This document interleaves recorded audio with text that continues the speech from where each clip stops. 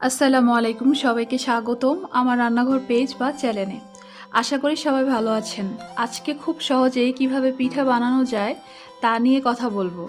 স্ক্রিনে যে পিঠা ভাজা হচ্ছে বলেন তো এটা কিসের পিঠা? হ্যাঁ, ঠিকই ধরেছেন, এটা হচ্ছে কলার পিঠা। কলার পিঠা বানানোর জন্য প্রথমে কিছু পাকা সফি কলার ছোলা ছাড়িয়ে ভালো মতো ব্লেন্ডার করে সম্পূর্ণ কলার পেস্টটি একটি বড় পাত্রে উঠিয়ে রাখলাম। এখন কলার পেস্টের ওপরে একে একে বড় চামচের 2 চামচ পরিমাণ চালের গুঁড়া দিয়ে দিলাম। বড় চামচের 1 চামচ পরিমাণ ময়দাও দিয়ে দিলাম। পছন্দ অনুযায়ী পরিমাণ মতো কোরানো নারকেল দিয়ে দিলাম। অতঃপর বড় চামচের 1.5 চামচ পরিমাণ চিনি দিয়ে দিলাম। চায়ের চামচের 1 চামচ পরিমাণ লবণ দিয়ে দিলাম। ভালো করে মেখে নিতে হবে। মাখানোর পর কলার পেস্টটি যদি দেখেন ঘন হয়ে গেছে তাহলে আর চালের গুঁড়া বা ময়দা দেওয়ার প্রয়োজন নেই। আমি সব দেওয়ার পরও কলার পেস্টটি পাতলা রয়ে গেছে, যার জন্য পুনরায় আবার বড় চামচের 1 চামচ পরিমাণ চালের গুঁড়া আর ময়দা দিয়ে দিলাম। স্বাদ দ্বিগুণ করার জন্য 1 বাটি গুঁড়া দুধ দিয়ে দিলাম।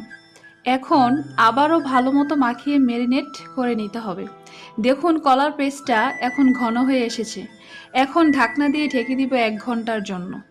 কলার পেস্টটি 1 ঘন্টা ঢাকনা দিয়ে ঢেকে দিলে হবে কি, পিঠাটা ভাজতে নিলে ফুলে যাবে। এখন ইলেকট্রনিক চুলার টেম্পারেচার 200-তে রেখে তাতে তেল সমেত কড়াই বসিয়ে দিলাম। ঢেকে রাখা কলার পেস্ট থেকে হাত দিয়ে ছোট ছোট পিঠার সাইজ করে গরম তেলে দিয়ে দিলাম। একে একে সবগুলো দিয়ে দিব। পরবর্তীতে টেম্পারেচার 1000-এ নিয়ে কলার পিঠাগুলো ভেজে নিতে হবে।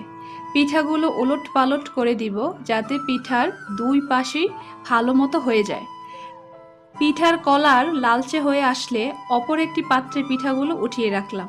অতঃপর পরিবেশন করে দেখালাম মজাদার সুস্বাদু কলা দিয়ে তৈরি কলার বড়া বা কলার পিঠা। সবার যদি ভিডিও দেখে ভালো লাগে তাহলে তাড়াতাড়ি বেশি বেশি লাইক, কমেন্ট আর শেয়ার করুন। ইউটিউবে দেখে থাকলে সাবস্ক্রাইব করুন, আর যদি ফেসবুকে দেখে থাকেন তাহলে ফলো দিয়ে আমাদের সাথে সংযুক্ত হয়ে যান। ধন্যবাদ সবাইকে।